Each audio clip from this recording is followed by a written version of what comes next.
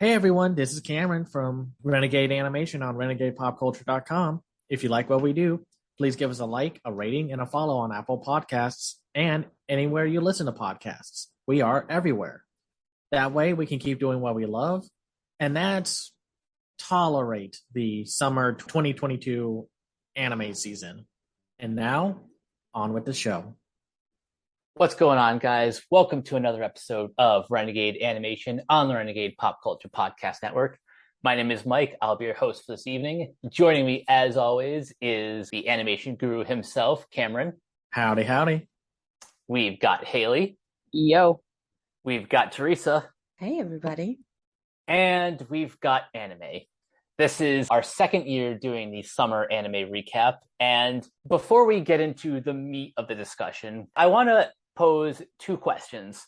First of all, what are your overall thoughts on this summer in particular? And between these two summer seasons, are there any particular patterns that you've noticed with these batches of shows? Haley, I'll start with you. Okay, so this is, I think, almost unquestionably the worst season of anime we've covered since we started doing this. And I've only watched the stuff that we'll be covering for this episode. But given that next episode will be a lot of the bottom of the barrel isekai nonsense, I feel fairly comfortable in saying that's going to maintain. I know summer tends to be just kind of like what we used to call in movies when they would just dump the worst products in February because it was like post-Oscar season, but pre-spring when people will be getting out of school or going on spring break. So it's just kind of like the safe space to throw your garbage. That's what summer anime season is. But even by that metric and that pattern, this season is just ludicrously awful. Like, there is a show that I enjoyed in spite of the fact that it objectively looks like the worst thing I've ever seen. And it might make my top three because that's how weak this season is. Pattern-wise, all of the usual suspects are here. Weird idol shows, bottom of the barrel isekai shit, toxic romantic relationships, if that's your thing, fake incest, all the things that are kind of conspiring together in a formless soup to destroy what people like about anime anyways. I sound very cynical, but this season is truly on another level of awfulness. Just so bad, I swear. I sympathize with at least some of the titles. Teresa, what about you? Your general thoughts on this year's batch and any particular patterns you've noticed out of the 2 years that we've done this? I would say summer feels more like a free-for-all of like mediocre content, although there's still mediocre shows every season. I definitely feel like I just took a look back of last and I liked more last summer, so it's definitely took a turn comparatively. I do feel like there's just not a lot of like originality going on here. It's just like the shows that they weren't sure where to put, they're just going to throw them out during summer is kind of my feeling on it. And yeah, to agree with Haley, there's just like the tropes that we know. I don't know who likes it. That maybe there's someone who does, but the fake incest, I don't know why they keep making it. But here we are once again. But also just the really boring adventure shows, and we just need more substance. And I feel like maybe they're just holding that for the end of the year and the beginning of the year. Now, Cameron, I'll get to you in a second, but one positive I'd be remiss if I didn't mention, I think this season, at least out of the shows we're talking about today, I've noticed that we're talking about more original titles, as in shows that are not based on a manga or a light novel or a video game. Correct me if I'm wrong, but I think there's like at least 3 or 4 out of the 9 that are wholly original. So that's not nothing. Yeah. Now, Cameron, your overall thoughts on this summer and any particular patterns that you've noticed? Summer is a dump month.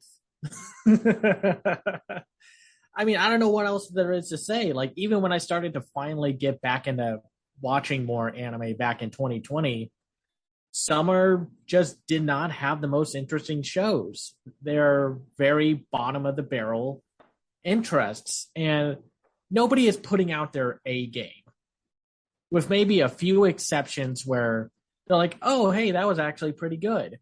Summer is mostly bland, boring, by the number anime that come out. The one bright side to the summer anime season is that maybe because they know everyone's going to be like out and about on vacation or something, they tend to like to slip in a few more experimental shows or shows that are going for a different angle with their genre. And while the sign of like multitude of original shows is nice, with 4 of them we're going to be talking about in this episode, the quality still is like inconsistent. Like my top 3 are still going to be like the best by default. I mean, I do like the 3 shows we're talking about, but when we do a top 5 next time, 1 or 2 of those shows might not show up again. So it will be interesting to see what happens when we go into next week, when we talk about the fantasy isekai and the slice of life stuff. Not a great one. I think this one is definitely a worse summer season than last year, because last year had that like Aquatope on White Sand and that, oh, what was it called? The Uramichi Onisan dark comedy. Oh, I really like that one. Yeah. So there was just nothing like that this season, or something akin to that. I think maybe one of the shows we'll be talking about first comes close, but otherwise, summer is definitely not the great season of anime. It's usually the worst. It goes by basically fall and spring are tied for the best. Then it's winter, because winter can go up and down. Like this past winter, we were just kind of okay on, even though there were some great shows like Sabikui Bisco and Sasaki and Miyano. But summer, dead last.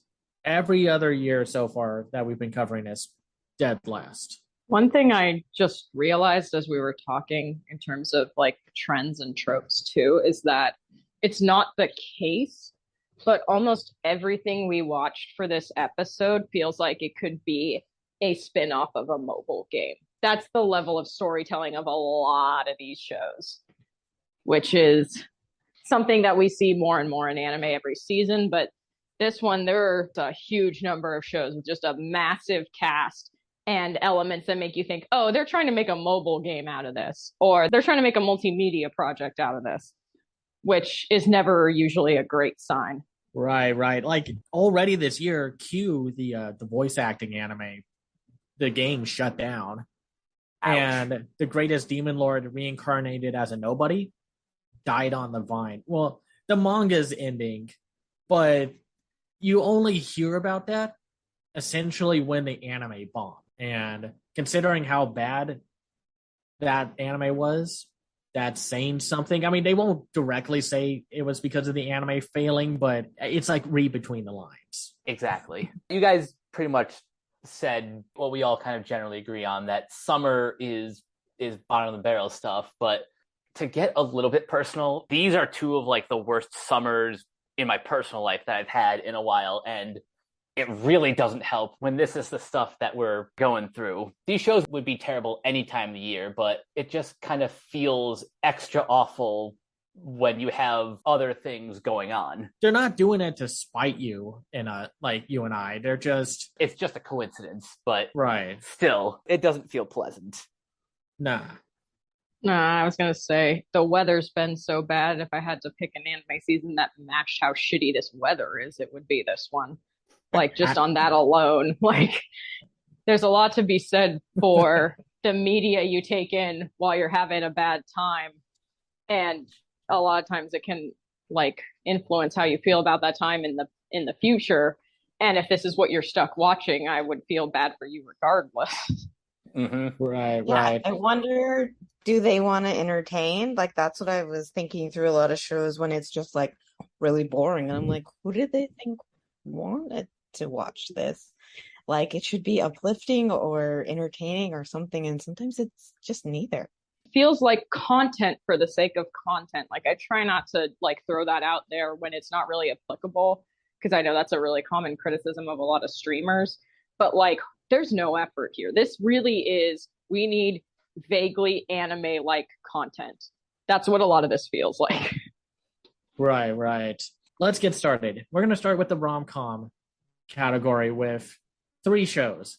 My Stepmom's Daughter Is My Ex, which is about 2 kids in middle school broke up and end up having to become brother and sister-in-law because their parents got married. Then we have Engage Kiss, which is about a young man who takes on demon hunting with this yandere demon girl and his ex-girlfriend.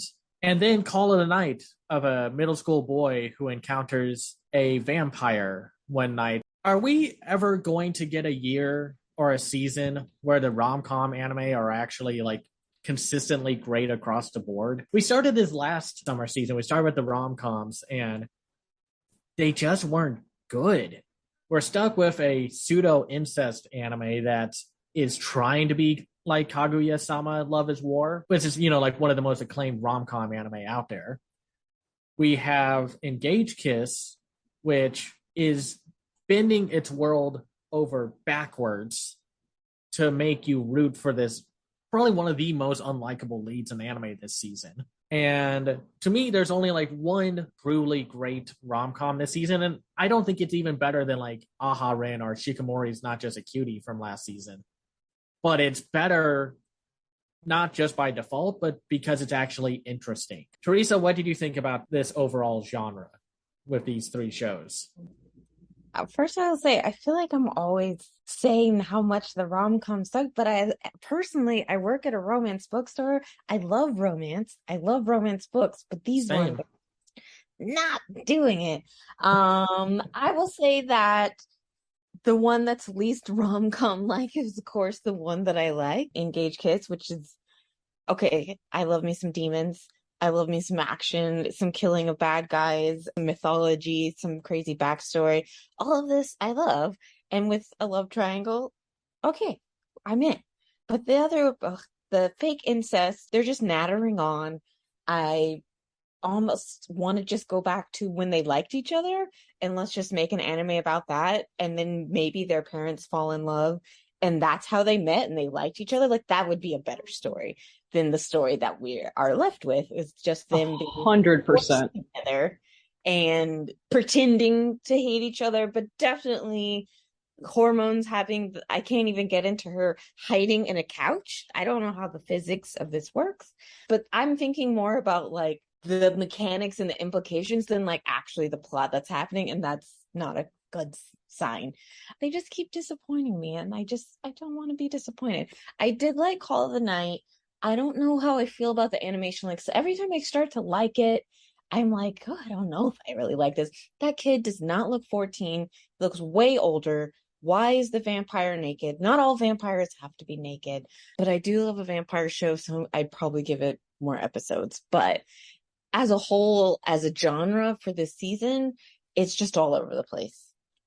It's not great. Yeah, no, it's probably the worst rom-coms of the season. And I think what makes Engage Kiss, like originally Engage Kiss was my worst anime for the season because this male lead character sucks. I don't know how or why the story is trying to bend. As a character, he sucks. Like almost actually across the board, all of these main men suck.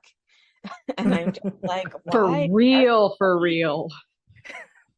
It's like Engage Kiss had one thing that I liked about it, and it was the whole capitalist approach to demon hunting with all these different companies wanting to take the jobs, but they're having to bid for the lowest. I think that's interesting. That's a very cool approach to it.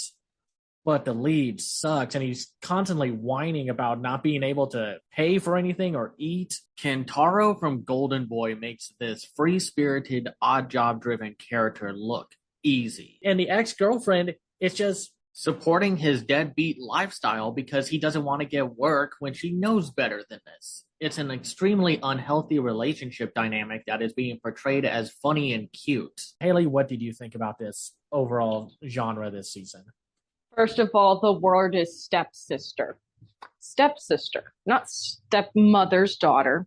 Stepsister. That irritated me more than almost everything in this season. The show has the worst title I think you could possibly come up with in this situation. Moving past that, even Call of the Night, which I would say is the best, I was still like mentally slotting in my head as a good riff on Twilight. So it's not like great by any means. Like this is a pretty dire slate if you're into romance with comedy. Like Engaged Kiss has, to its advantage, really incredible looking action sequences, but the thing is, it shares that with another anime this season that I would actually say is probably the best thing I watched. So it's not really worth sitting through everybody trying to make excuses for a 25-year-old who's basically abusing a 17-year-old to the point that she wants to actively kill herself. Like, that is a joke the show makes. And I was like, oh no. And somehow we were supposed to root for him in this love triangle between a 17-year-old that he has to make out with to turn her into like a super weapon and a woman who fired him.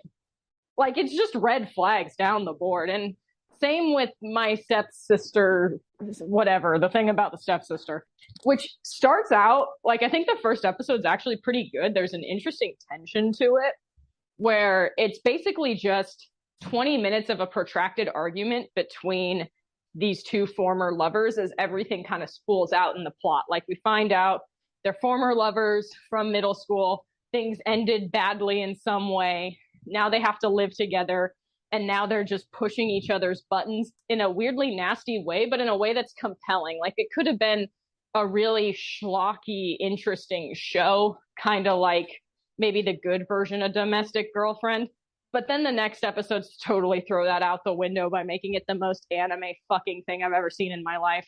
Like, by the third episode, she somehow ended up with his underwear and is like sniffing it and is like, oh no, what do I do with my brother boyfriend's underwear? And I'm just like, oh god, this could have been so much better. Like, still not good, but at least, you know, some sort of interesting like exploitation film anime riff. None of these are things I would recommend to people. Call of the Night, maybe. If I knew someone was very into vampires, it's a nice touch on it, but the lead character is still basically Toga from My Hero Academia, except actually a vampire.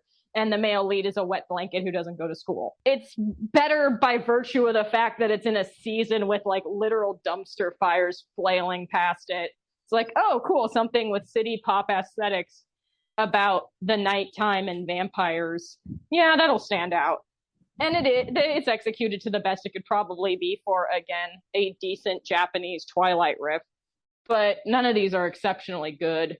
I'm not sure I'd recommend any of them to anyone. There's just like nothing to say besides like all of these people suck, and I'm concerned about what the idea of romance is to Japanese anime makers and light novel writers, but like otherwise. My Stepmom's Daughter is my ex, worst title of the season so far. If it stuck to that vindictive, mean-spirited nature that you see in the first episode, it would have been like an Always Sunny kind of anime, but with a extremely like dysfunctional breakup relationship. But it drops that right after the first episode. It doesn't go back to them being vindictive towards one another. And I like the whole show don't tell that their relationship was like great until something happened.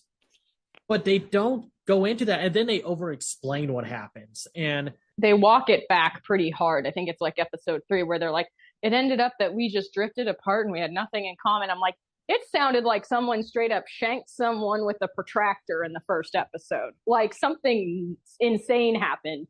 And now it's just like, oh, we drifted apart and that's why we hated each other so much. I'm like, that doesn't make any sense. It's like they were determined to be like, oh, you like that first episode? Fuck, you weren't who we wanted to watch this. We only wanted the weird creepos who wanted incest. Sorry, bye.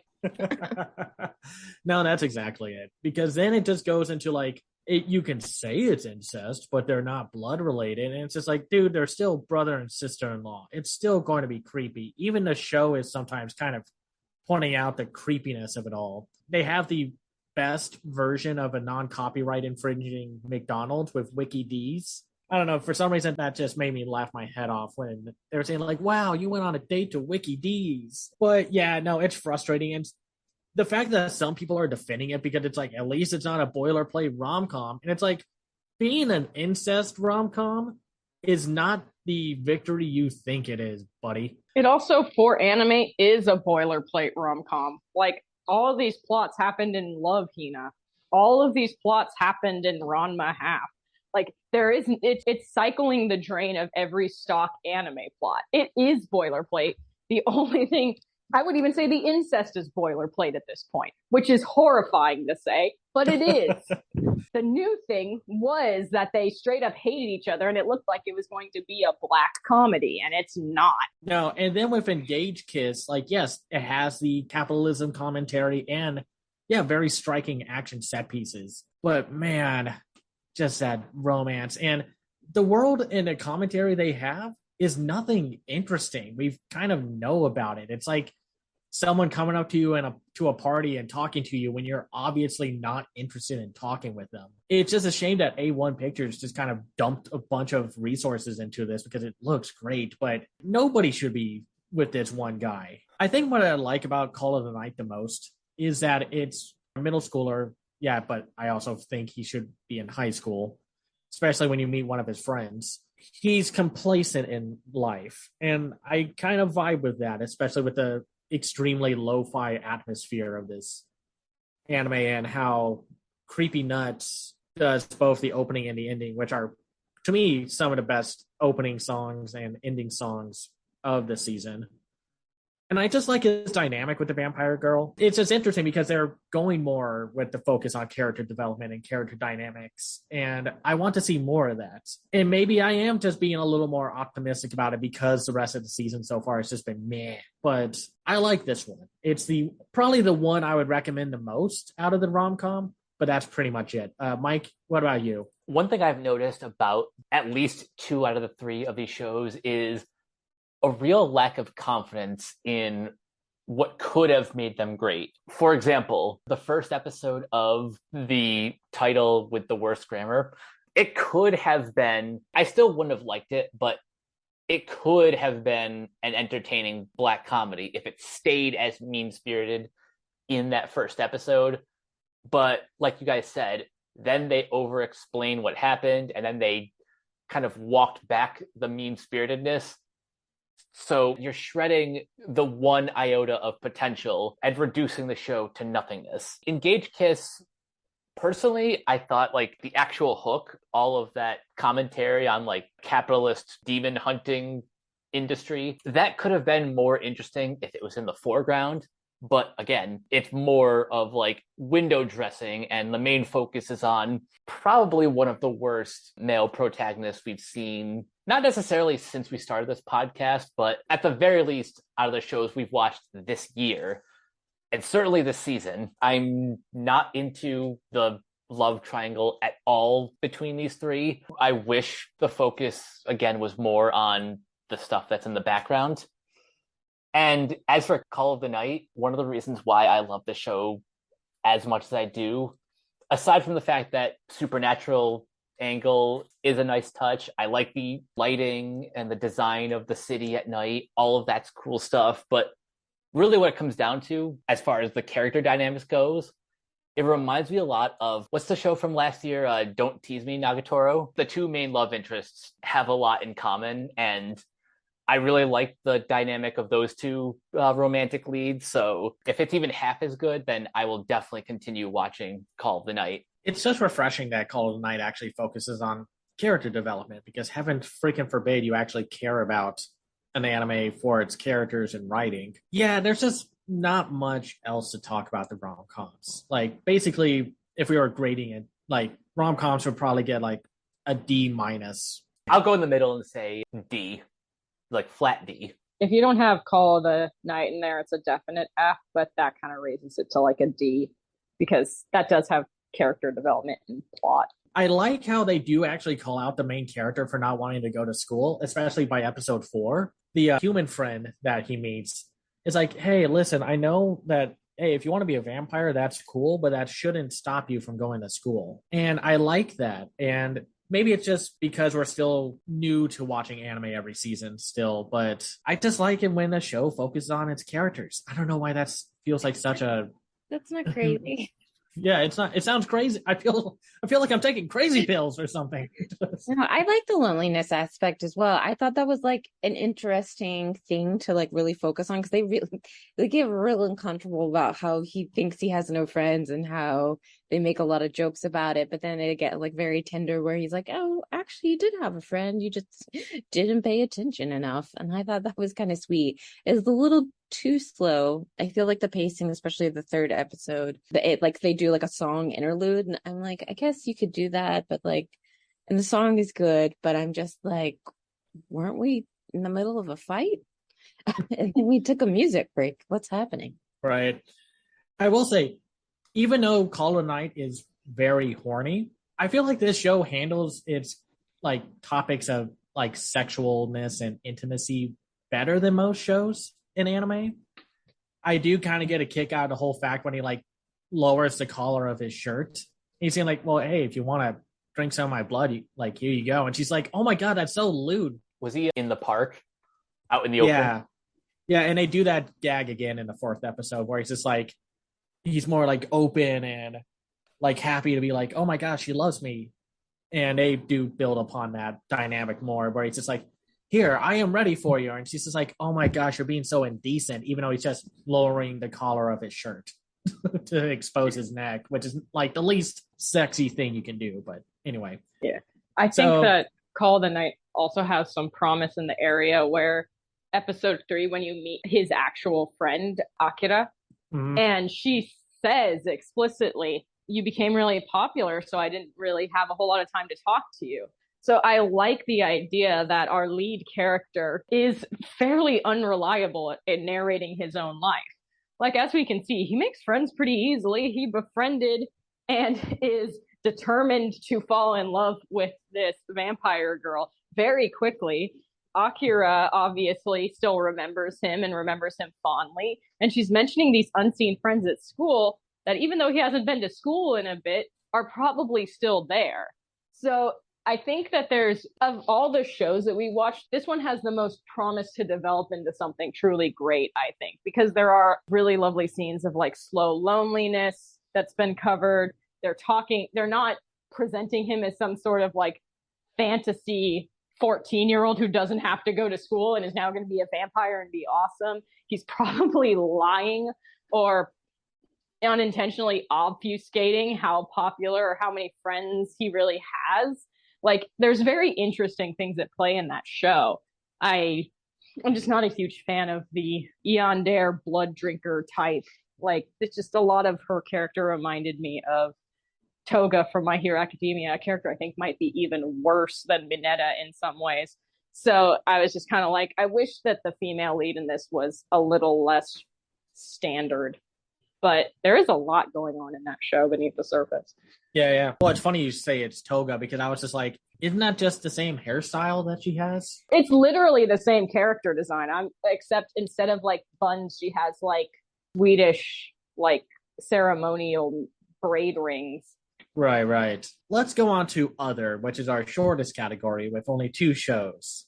And one of them is a sports show that also happens to be an idol show because we can never, heaven forbid, escape an idol show. We have to apparently go through one idol show a season, apparently. This is Extreme Hearts, where to become an idol in this world's weird like setting, you have to perform in extreme sports challenges to even get just a chance to perform in front of an audience. And then we have Yurei Deco, the newest show from Science Saru, which is about a world where what if Ready Player One didn't suck? It wasn't nostalgia pandering, and it was more like revealing the whole metaverse in a authoritarianism kind of way.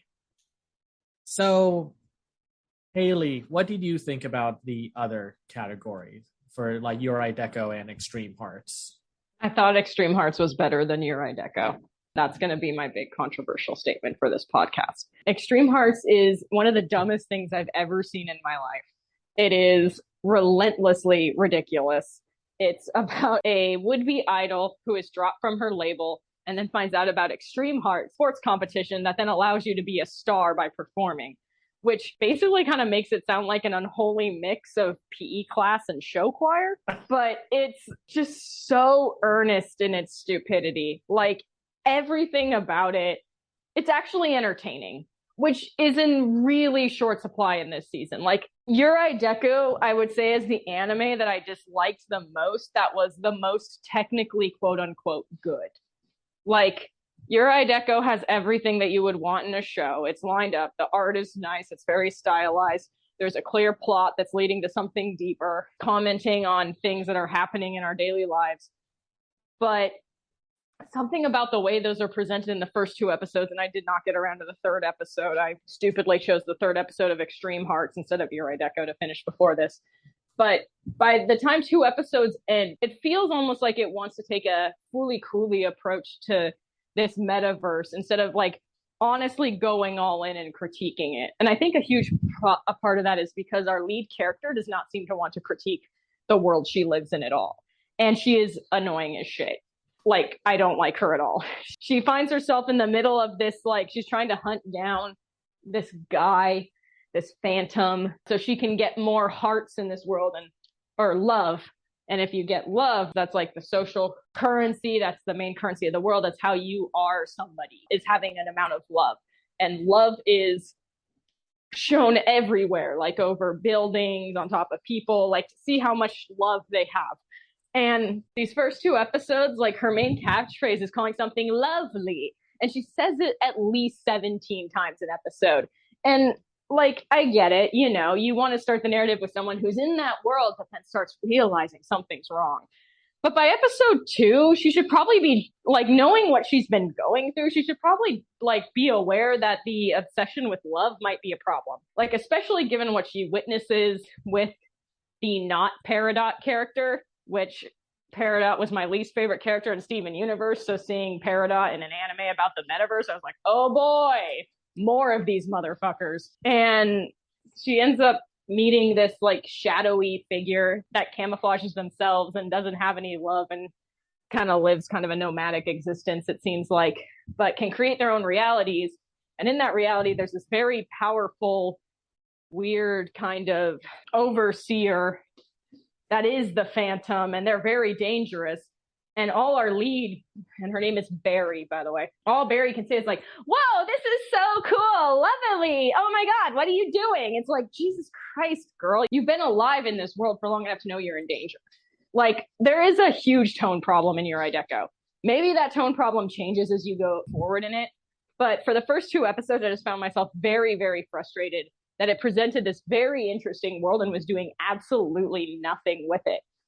Also, the Phantom character, and there is a black man who is shown in the OP, they both are drawn really stereotypically, and it doesn't give me a whole lot of confidence for when they show up. Now, putting all that aside, Extreme Hearts is stupid. It knows it's stupid. It's made every element of its show as stupidly over the top as possible. It's dealing in a lot of like friendship can save the day tropes, but it's entertaining. I didn't sit there watching it going, oh, this could be so much deeper. No, it's a fucking sports show where then they change into skirts and then sing idol songs to prove their worth. It makes no fucking sense, but it's great on that level. I didn't have to think about it. There was no fake incest. There were sudden robots, though. That was great. Suddenly there's robots performing, and we have no explanation as to how robots fit in this universe. It was fantastic. It's kind of my 2 thoughts on the 2 other. I think they're kind of like successes and failures of the same coin, where there was clearly a lot of passion put in both of them. And one team knew that they just had to run with how ridiculous everything in their universe was and went balls to the wall with it and succeeded. And the other seemed a little too enamored with the world they put together, and consequently it suffered for it when they actually had to present compelling characters or plot that goes deeper into the ramifications of what they've made. Teresa, what did you think about these 2 shows? I'll have to say, I guess I fell in love with The Flash, but I like Yurei Deku just slightly more. I do think the mythology is lacking. I had a lot of questions by episode 3 of like, what the hell is going on? This world is not explained. I like the concept of it, And I like that it's like really going for it. Barry did not annoy me as much, but I definitely was like, but we're you're not asking any questions, babe. Like what is really going on? And then of course the mysterious stranger shows up and starts explaining things, Finn. And like I love that character. I thought that character was great. I love the talking robot. I love the colors of the world. I think it's done really well. It's like giving it the whole college try. I would definitely watch more, but I definitely think it's not perfect. There's room to grow. On the other hand, Extreme Hearts is two of the genres I hate the most. So I was like, oh no, idol and sports at the same time. Oh, God, have my eyes out. I did make it to episode 3. Once they finally sang their song, I was like, finally, why did this take 3 episodes? Why are there so many rings in this tournament? Once they started talking about how this is only like the regionals, I was like, it's not even the region. It's like they're going to have to go to Japan East and then nationals. I was like, oh my gosh. It's Glee all over again. I was just like, oh no. When they're explaining that in the second episode, I did love the friendship. I think it's just a little too twee for me. And I think that's what I don't like about a lot of the idol anime. The one idol anime I really liked was like full of vampires and it was nonsensical. So it's just not for me. But I think it's watchable if you like sports anime and you like all the sports anime in one thing, because they're going to play every sport extreme. Definitely watch that show. But it definitely, I literally was like, this basketball game is taking too long. Like, what's going on? I almost wanted to watch the extreme baseball show, which was not very good because I felt like that had more plot going on. I just needed more substance. But their song is adorable. And I love how they're like, everyone loves us at the end of episode 3. It definitely made me feel okay about watching 3 episodes. Mike, what did you think? In this category, this is 2 out of the 4 original anime of the season. So I'm going to root for both of these to succeed because, frankly, I think we could use a lot more original titles as opposed to just adaptations.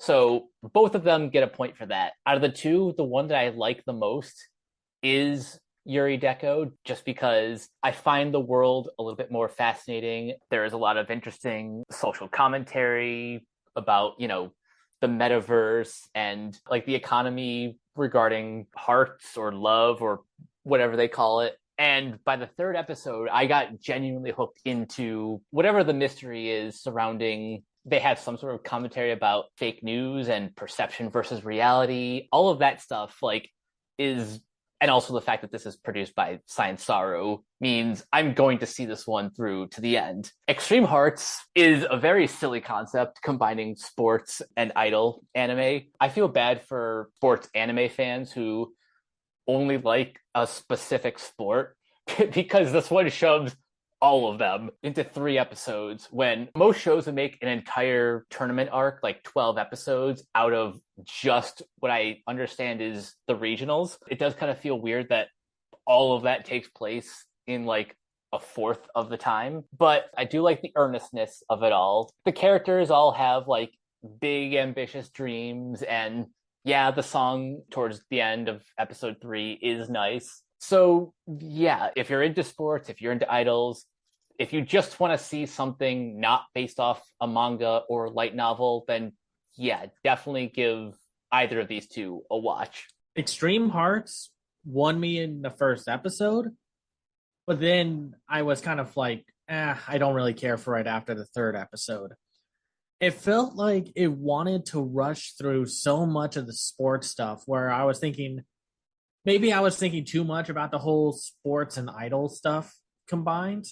But it seems like they rushed through the sports to get to the idol stuff because they want to build up this original anime to be like a multimedia project, like to get like a mediocre mobile game that nobody's going to care about. But I agree. I think it's very earnest. It's very sincere about its story, and I was invested with the characters. I think it was more of a pacing issue with me because they go through so many sports with those 3 characters.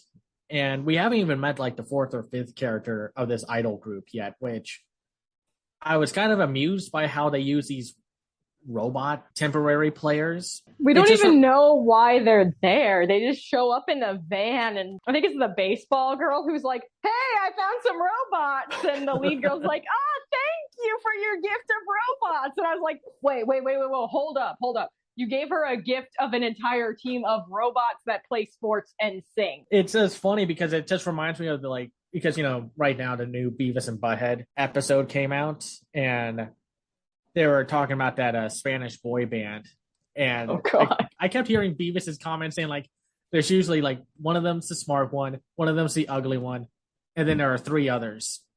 It's just like, well. And Beavis knows his boy bands, so we got to trust him. Indeed. He's a J-Hope bias. He understands. Indeed.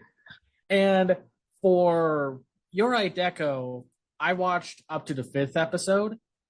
It's a little messy about what it wants to get across, but it starts tackling more social commentary issues. Like with the 4th episode, it's about, like, they find this one guy whose avatar got stolen. And even though he acts like it's his daughter, even though it's like an artificial thing, it was kind of interesting to see where they would go with that. And then like the 5th episode deals with the commentary around how damaging misinformation can be, which I thought that was kind of interesting, that they're taking this whole world of what if the metaverse had a tyrannical dictatorship run under it, where the government is constantly deleting data and pictures and people from its metaverse. And like the metaverse is just like a VR thing, because while there's all this vibrance, colors and shapes and avatars, the actual world that they live in is very dire. It looks like a post-apocalyptic podunk little town, and yet they hide it all with like the flair and such. Like they even get down to the fact that you can use this the deco or the technology to make your food look differently and even taste differently. I don't know how that works, but it was just like a interesting little detail. And they do build upon Finn, the leader of the detective club, the very tall, androgynous character. And Hank is also built upon, he's one of the few black characters in this season of anime. But I like the vibrancy of the world. It is Science Saru. They are going to go all out with making their anime not look like other anime that are coming out. It's definitely messy. I still preferred their previous work on the Heiki story, but in a season that lacks ambition, I like this commentary about social media taking over and then the authoritarian rule that this world is under. Like, they reveal how, like, if you live here, you have to get these implants, and that's how they track you and such, and how your wealth is essentially built around having the most likes, like the most likes on a picture or something like that. I just like that there's a few anime this season where they are wanting to go to the distance with trying to tell a story or have something to say. It gets better after the 3rd episode, and I guess I would recommend both Extreme Hearts and Yuri Deco, though I'd probably give the overall genre a C, like maybe a C+. I think that's fair. Only one of these is going to be in my top 3. I'm not going to reveal it yet. What my final thoughts for this genre is, I'll take messy ambition over lack of effort / confidence. Agreed. Right. So now we go on to the action adventure category, which one of the shows is barely an action show, but my anime list for some reason categorizes it as action when it's more of a slice of life thing, even though the show wants you to believe otherwise. Anyway, so we have Smile of the Ars Notoria, the animation, which is based off of a mobile game about these young girls in a magic academy and dealing with basically tea time magic nonsense and having some kind of dark subplot brewing in the background that the show really doesn't want you to think about, even though they keep introducing it.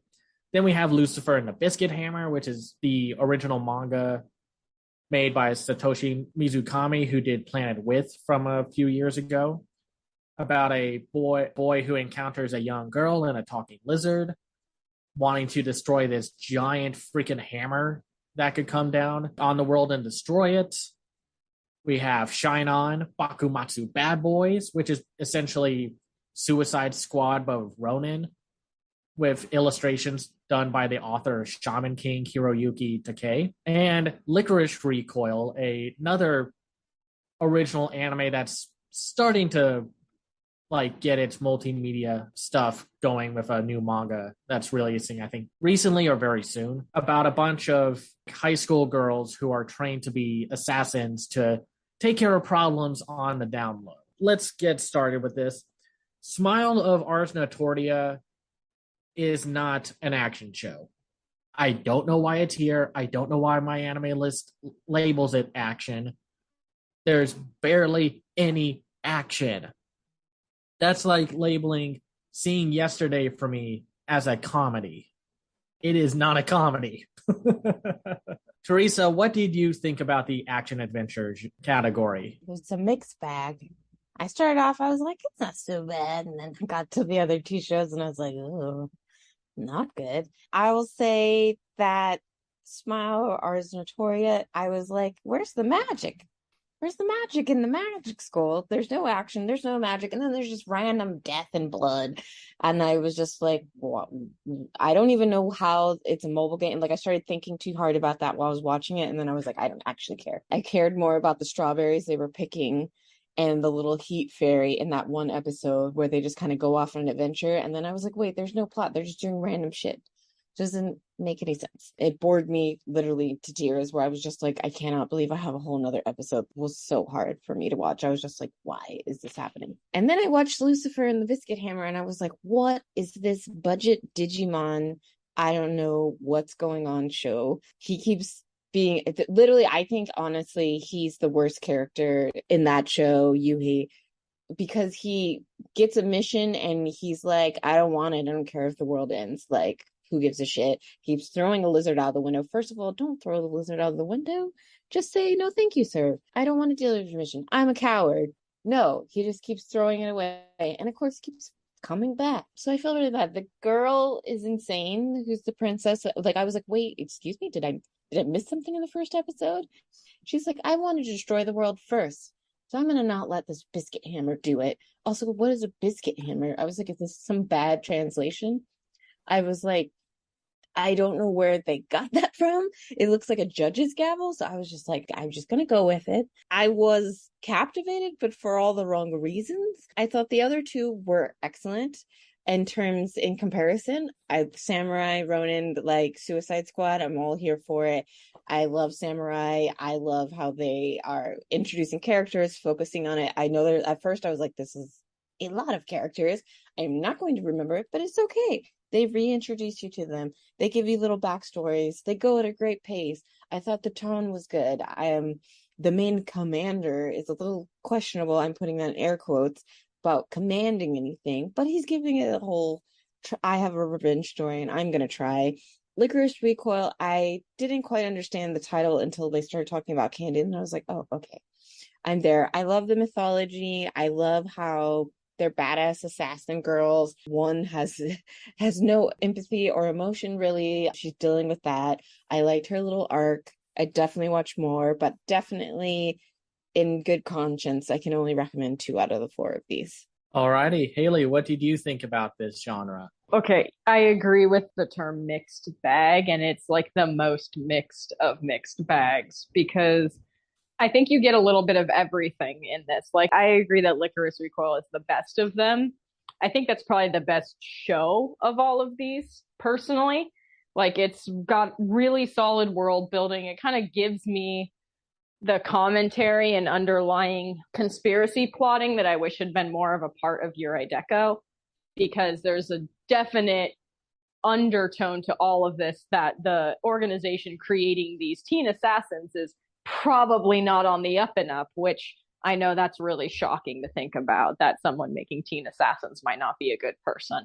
But it's simple, but it's effective. Like, the way they're showcasing the issues with this world is very effective. And I think the 2 central characters have really strong rapport, and build it consecutively over the 3 episodes we see to the point where we finally get payoff for something that happened. It builds consecutively in each episode, which works out really well when we get to the 3rd episode and it builds off of the plot point that started this whole show, which is that our empathy-less dark-haired girl made a choice in the middle of battle that could have gotten some of her cohorts killed, and her commander punches her in the face before she is taken out of the district's assassin girls. And in the 3rd episode, she goes back to the district building, gets into a challenge with her old commander, and because of her new partner, is able to get the upper hand in like a 2-on-2 kind of scrimmage battle and punches her commander in the face, which was just like the most satisfying moment of anything in this season. I was just like, yes, punch her again, but she didn't. She just hit her with paintballs. So Licorice Recoil is great and definitely worth watching. Do you want a less creepy gunslinger, girls? This is for you. Bakamatsu Boys is competent. Like, I love Hiroyuki Takei, but that dude's ideas are all over the place, and this is kind of an exemplary example of that. I know he just designed the characters, but like, he's got great stuff like Shaman King, and then he's got stuff that's just completely off the wall, like Karakuri Doji Ultimo, which is a manga you should read because it's insane. None of it makes any sense. But this is kind of like a good medium ground Takei work. It's kind of relentlessly shonen. I also thought this was based on a mobile game because they introduced like 25 characters to you in the 1st episode. But then they reel it back. They do start introducing people. Was really not a fan of the fact that the only female character's backstory involved a rape. Just really kind of sick of that as a trope. Oh my God. I was annoyed with that when I saw that in the 3rd episode. It's like, same. That was really like the only thing that I could say. I was like overtly like, this is bad. It's just kind of overall a competent shonen show. Like, I would be really interested to know, like, I think part of why I was just feeling like this is decent is because I don't have a strong knowledge base of like the Shinsengumi and the kind of historical factors at play with this show. I'd be really interested to know how this is being received on a Japanese level, like on the Japanese side. If there's things about what's being presented in this show that would make more sense to me if I had grown up with these stories and this historical knowledge. But overall, like, you know, if you like shonen stuff, it's better than most of the shonen shows currently going that are based off stuff. So, you know, it's worth a shot. And the art is really good. Was really genuinely impressed that Takei's character designs didn't actually evoke past characters, except for the commander, who is just Yo from Shaman King. Straight up just Yo with a not working eye. Exactly. No, that's extremely jarring. I'm like, oh, look at all these great unique characters. There he is. Now that you pointed out, I can't unsee it. No, yeah. I was waiting, sitting there like, are we going to get a really tiny adult who looks like Manta? Because he tends to do this stuff. But no, this is pretty solid. Then we get the 2 that people would say are dire. I actually really enjoyed Lucifer and the Biscuit Hammer on a plot level. And it'll probably make my top 3 on that alone because it looks like it was animated in PowerPoint. I don't know that I'd recommend it, even though it'll hit my top 3, because I feel like the solution for, the plot's really great, but this looks like asses, find the manga, which is what I intend on doing. Like, it's another very strange shonen plot where we've got this extremely disaffected teenager who wants nothing to do with anything, who finds himself in a, like, celestial conspiracy to destroy the world with a hammer made of biscuits, which is how I chose to interpret biscuit hammer. I'm probably wrong, but he ends up in the service of the girl next door, who is a princess, a demon princess set to destroy the world. But it takes some really interesting kind of silly fun turns. This feels like something that should have been made in like the early 2000s, and something about the way it really dives deep very early on into like our lead's trauma and why he is the way he is, and what we start seeing as the dream interplay between the demon princess and our lead is really interesting to me. It just sucks that it looks like something I drew in 6th grade in a flip book. Like, it looks so bad. I feel really bad for these animators. If you just want to listen to this, it's probably pretty fun. This would be great as an audio book. That's not high praise. That makes it sound like I'm giving it backhanded praise, but it's not X-Arm level, but it gets pretty damn close. It's pretty bad looking. And then we get to Smile of the Ars Tenoria, which might be the worst anime I've ever seen in my life.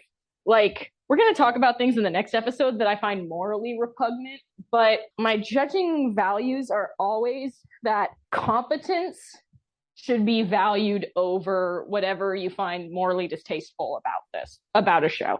Like, never enjoy these isekais that have slavery in them. Like, that's disgusting, and we're always going to call it out.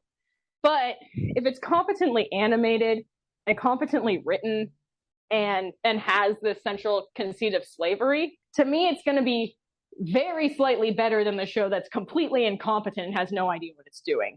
And Ars Notoria has no fucking idea what it's doing, I don't think. It also feels very calculated for me to hate it. Like, everyone talks in a baby voice, except for like one character. Everyone talks in a baby tone.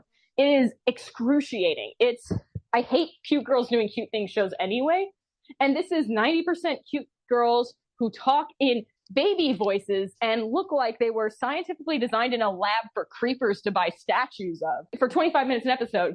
And they give it 1 minute an episode where we're dropped into like the most violent civil war of all time. There's a lot of things I don't like about magical girl shows post Madoka. And I was waiting for episode 3 of this one because most of these follow the Madoka 3 episode deal, where episode 3 will have the big twist where then the violence makes sense, and then we see what the quote-unquote deconstruction of the magical girl genre is, which is never a deconstruction. It's just throwing blood and guts of underage girls around so that men will watch the show. That didn't happen in this show because nothing fucking happens in this show.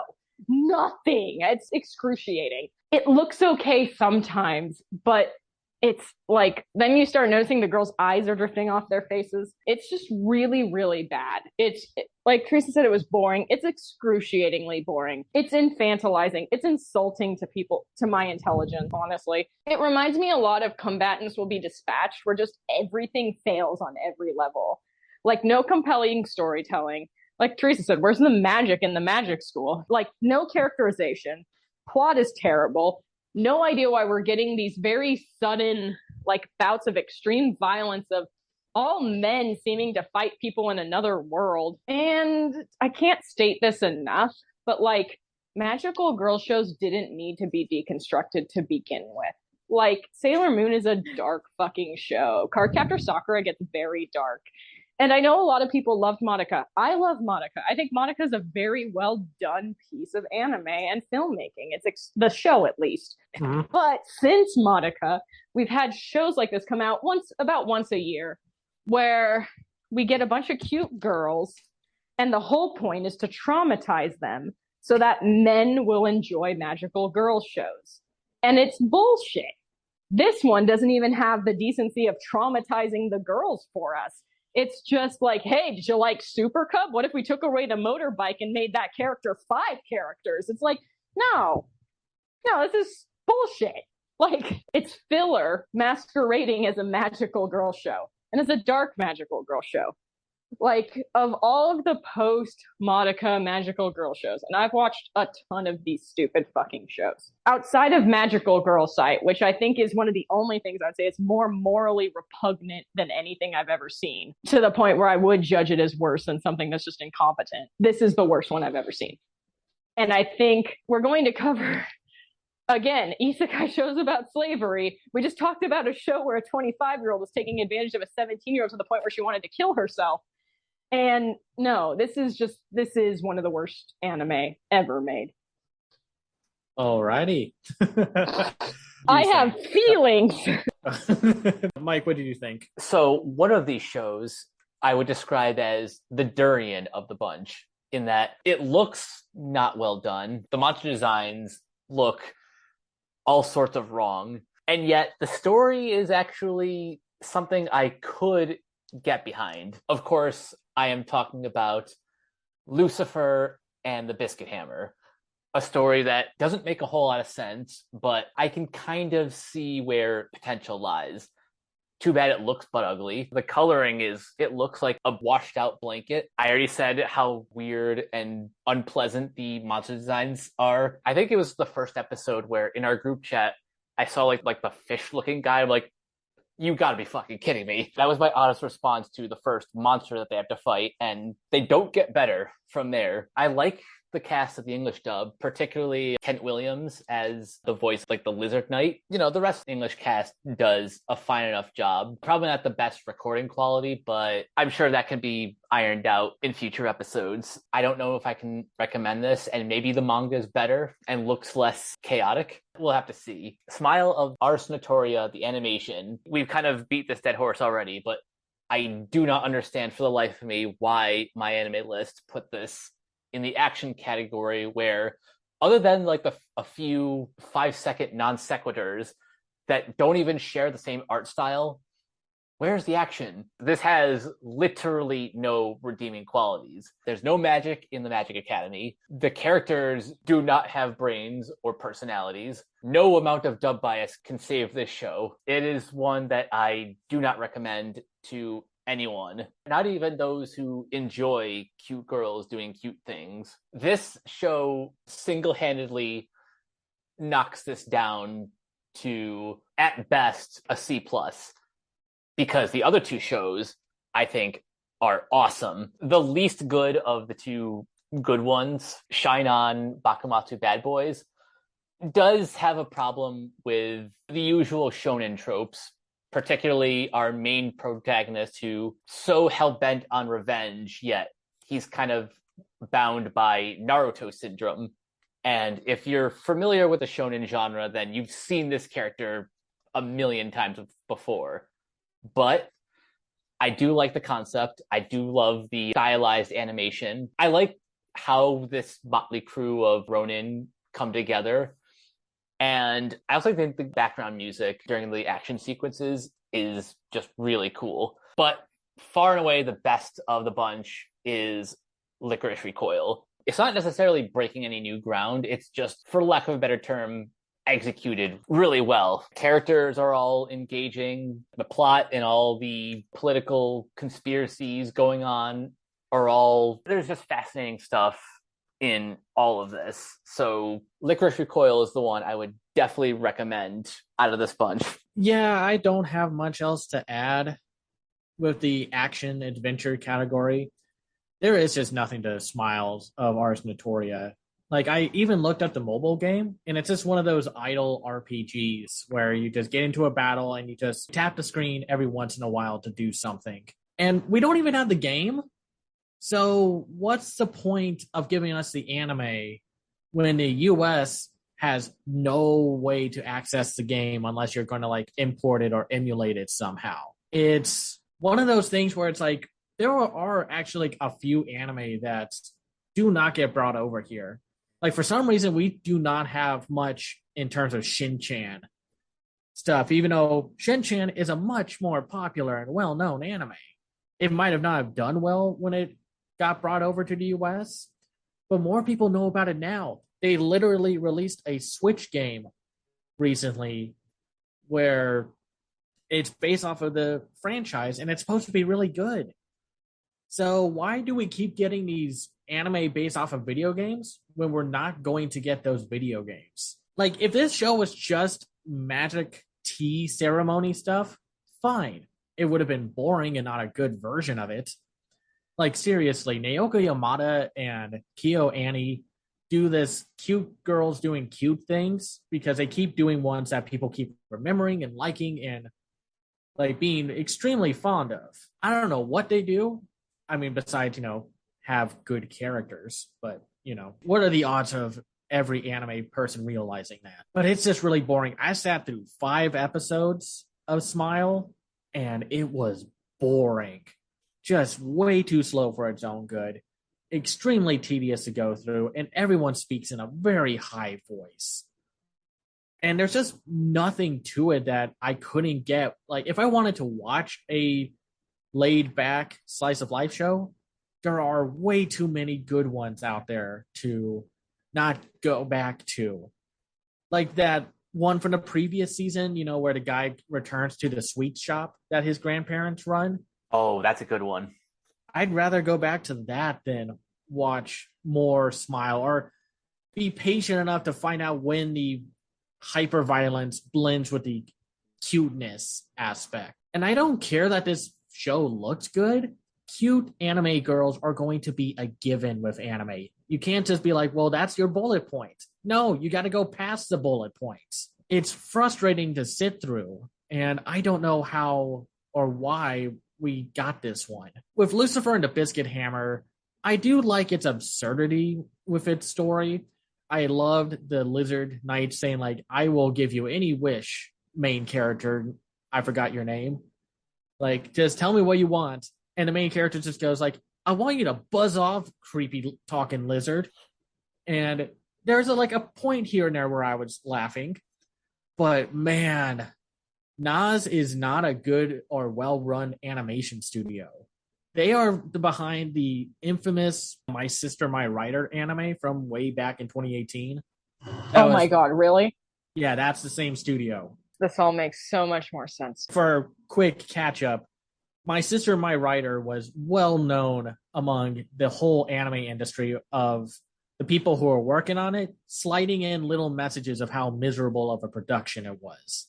Oof. So it was very clear that they're not a well-run studio, because this show that is based off of a fan-favorite manga by a fan-favorite manga author looks like trash. Like, the action scenes aren't good looking. The line art is inconsistent. The compositing of the humans in the background looks terrible. It gets to that point where it looks like the 2D animation segments from X-Arm. And I know it's kind of crazy to think, wait, there are 2D segments in X-Arm? Yes, and they looked like garbage. So it looks like they took that aspect of X-Arm to build the entire production values and presentation around.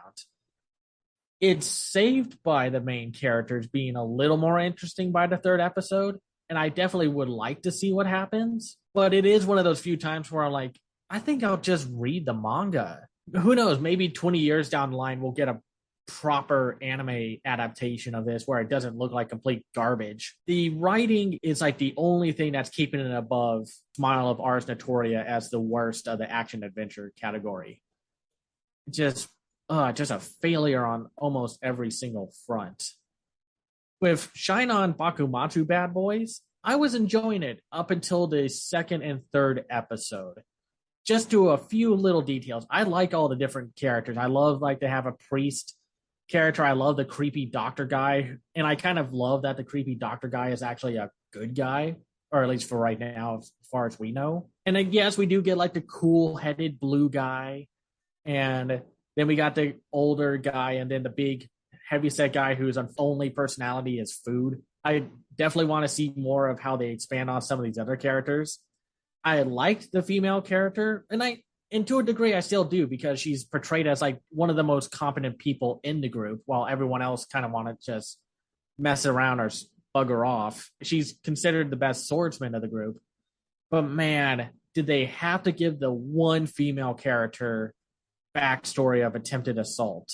And then with the second episode, and maybe y'all can tell me, maybe I just misread it, the scene, but when they were escorting that one guy and they come across the big ships by the dock, it kind of came off they were speaking very nationalistic in a way, to saying like, Japan has to look out for its own people. We cannot look for help from the outside. And I'm like, I don't know about that one, Chief. I don't know. It was just a weird little scene that kind of crept in.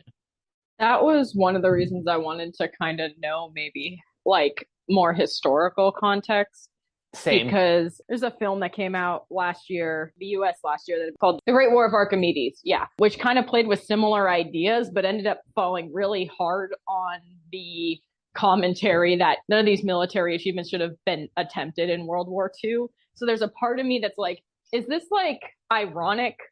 Like, is this something a Japanese audience would watch and be like, huh, yeah, well, good for you, son. That's not how it turned out. Like if we were to watch a movie set in Germany in 1939 and someone being like, Germany's great. Nothing could possibly go wrong. Like that kind of some of the stuff I'd like to know from a Japanese perspective, because I was like, it does come off nationalistic, but it's also written in a way that could come off as deeply ironic given the setting. So I wasn't quite sure. Took it way of like everybody on Earth is going to be fighting until you come together as one, so you can like protect your whole country or your whole planet. And until you do that, like everybody, there's always going to be like weakness. So it's like coming from like the clans and like having shoguns and like samurai, that whole being indebted to a master and not having a full cultural identity of like we're all one country, then you're always the white people from the West are going to come and take advantage of it. I was just kind of curious because it was like one of the few moments that stood out. Because otherwise, I like the characters. I love the designs. Anytime you can make your anime have a vibrant art style, I'm going to be a little more supportive of it. I mean, granted, that didn't help the God of High School, but I digress. And the action was really good. It definitely feels like one of those like Saturday morning anime or like a show that Toonami would have had. I mean, granted, they would cut out the attempted assault aspect, or they would have to either be like very coy or very like sleight of hand of how they describe what happens, or do a very like show don't tell, or just don't tell at all. Just make them the boring female character, which unfortunately happens a lot with shonen like anime. One thing that you talking reminded me about though is the absolute ludicrousness of the lead of this show not figuring out that she was female. Like anime is so good at creating androgynous characters that could be male or female. She is straight up designed like a moon princess. And Red, our lead over here, is like, what? She's a woman? And I'm just sitting there like, this has never happened to me watching an anime before, but I'm like, oh my God, open your eyes. I was thinking the exact same thing. Like, wait, where's the confusion? He's acting like she's designed like, actually in Licorice Recoil, I had a hard time figuring out if the lead of the Licorice project was male or female until they addressed her specifically as Ms. whatever her name was. Right. Like, again, there are definite designs you could have gone with that would have made the whole dressing up as a man to fight people make more sense. And also, like, her character kind of sucks in general because it's like all these people seem to have committed very heinous crimes to get where they are, and her crime seems to be cross-dressing to fight in the army. I know. It's just like, did she do anything else? Was it because she they better not. For a moment, they made it seem like her crime was killing the people who attacked her, which sucks, but at least would have made sense. But in the first episode, they're like, look, the cross-dresser. I was like, wait, what? I will say, at least this show has a better stack of characters than, what was that one in Winter? Rusted Armors, where they just went transphobic as hell on what the cross-dressing character. It was awful sitting through that thing. God, it was like the X-Arm of 2022.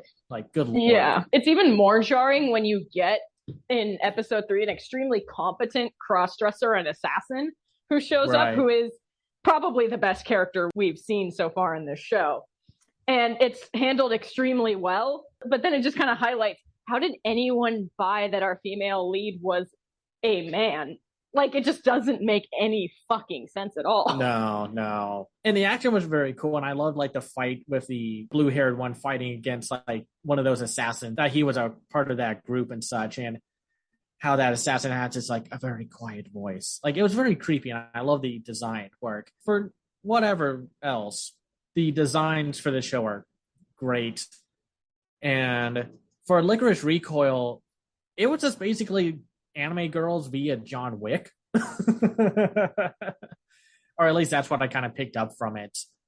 And the animation is great. A1 Pictures can put out some really good looking visual work. And it's also probably just a good directing from Shingo Adachi, where, granted, I would assume that one of the main characters' whole pacifist route of like, I'm not going to use actual bullets to kill people, even though those are pretty hard, or like at least dense rubber bullets that she's using that apparently could pierce through car doors somehow. And even though it's like you see all this blood splatter, but it's not even blood. It's like whatever that powder stuff that she uses that are at the tip of the bullets to, I guess to me, that's part of the way they got around the whole hyperviolence aspect. It's like, oh no, it's not blood spraying everywhere. It's this powder stuff. But I do dig their dynamics with our two leads, and it doesn't get as annoying or tropey as you would think, with one of them being super bubbly and the other being like stone cold and stoic. I watched a few episodes past the 3-episode mark, and one thing I have liked about this show is that they're not openly like trying to sexualize these girls. Or at least not to the degree that some shows can just be like, oh, okay, whatever. They're not characters anymore. They've avoided most fan servicey tropes. Every time they try to do like a panty shot or just like looking up a skirt, they never let the audience see what's underneath. So it's like this weird, it feels like a pushback against like a studio mandate or a studio note saying like, hey, you got to have fan service. But it seems like the director was like, no, we're not going to be very like crude or crass with the fan service here. And it was kind of nice. It does pick back up with the whole social commentary of what they're trying to do, like why they do it and how they're essentially avoiding the police identification, which was kind of interesting. How like there's this incident where this terrorist was about to shoot up a train and the news plays it off as, oh, a self-automated train just crashed in the subway, and it's like, nah.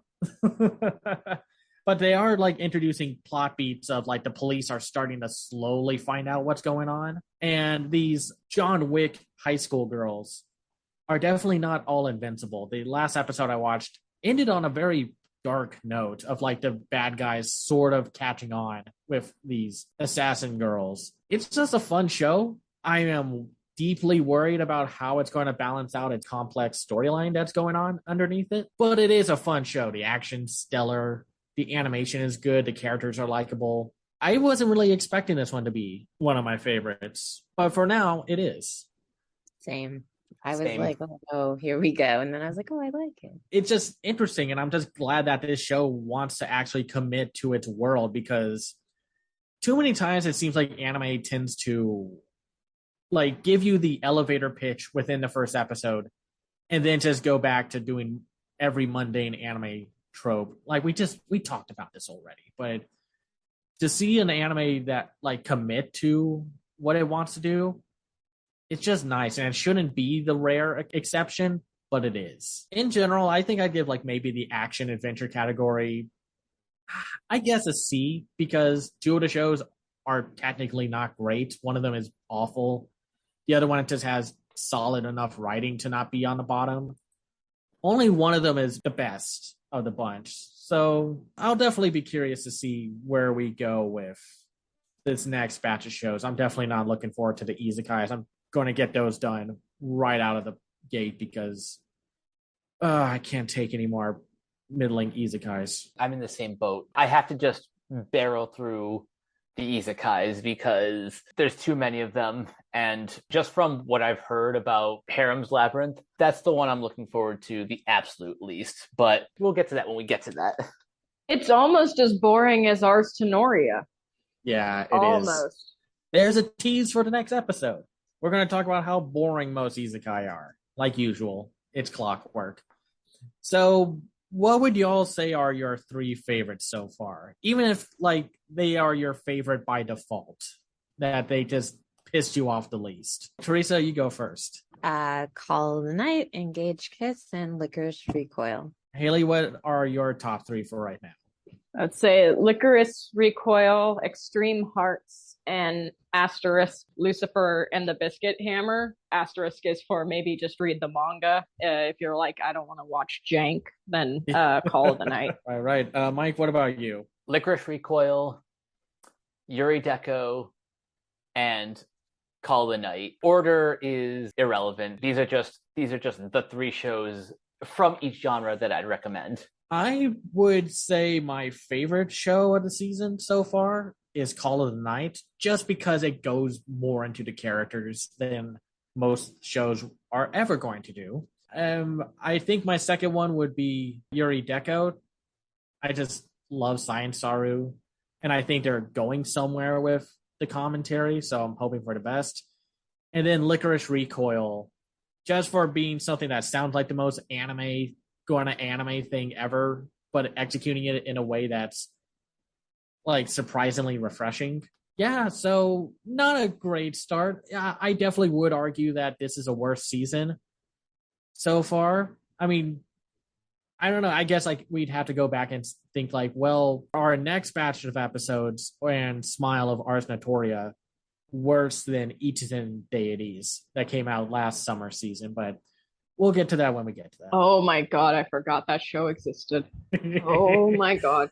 Okay, so Smile of the Arsenal is not the worst anime I've ever seen. Sorry, I blanked that out because it was so traumatic. No, I get you. It's next time we'll be talking about the slice of life and the fantasy isekai genre. I can't promise that next week's batch will be any better than part one, but until next time, Teresa, where can everyone find you online? You can find me on all social media at Teresa Electro. And Haley, where can everyone find you or not find you? You can't find me. Don't try. I am the mist. I am the night. I am Batman. But I am in the Renegade Pop Culture Facebook group. Feel free to @ me if you want to yell about any of my opinions. And Cameron? Well, first of all, be respectful if you disagree with any opinions. That shouldn't be said, but you know. Ugh. I crave yelling, Cameron. I crave yelling. You can find me on Twitter at Cam's Eye View. I run my own website called camseyeview.biz, where I review animated films and shows and anime from around the world called The Other Side of Animation. I also have a Patreon at patreon.com/camseyeview. If you like what I do and want to send some support my way, you can do it that way. And you guys can find me on Twitter at Captain K42. You can check out my quick thoughts on letterboxd.com/CoachK42. And you can follow Renegade Pop Culture on Facebook and Twitter at Ren Pop Culture. You can also find us on YouTube, on Podchaser, on the Banana Meter. You can listen to all of our podcasts on Anchor, Spotify, Apple Podcasts, wherever you listen. And last but not least, everything can be found at renegadepopculture.com. Need an escape? So do we. That'll do it for this episode of Renegade Animation. We will catch you guys later.